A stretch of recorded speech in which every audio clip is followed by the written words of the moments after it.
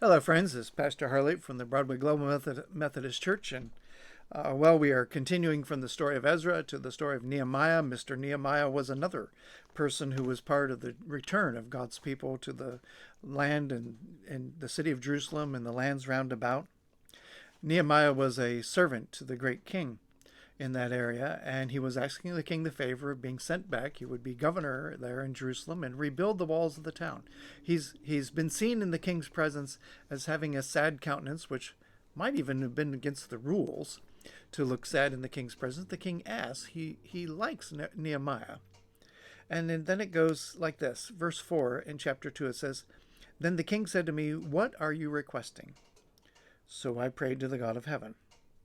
And I said to the king, 'If it pleases the king, and if your servant has found favor in your sight, that you send me to Judah, to the city of my father's graves, that I may rebuild it.'"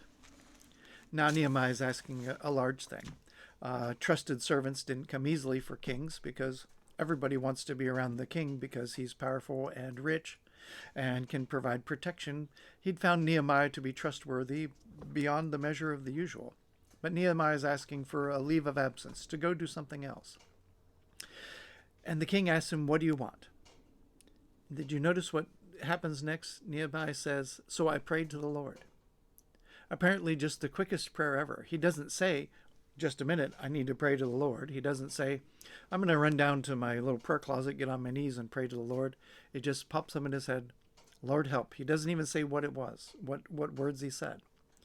These are prayers we need. There's that tradition of prayer that when we're in a crisis, we just lift up a prayer immediately to God, asking him for help. God help may be the most simplest and oldest prayer ever uttered by a human being, and Nehemiah apparently does just that in his head.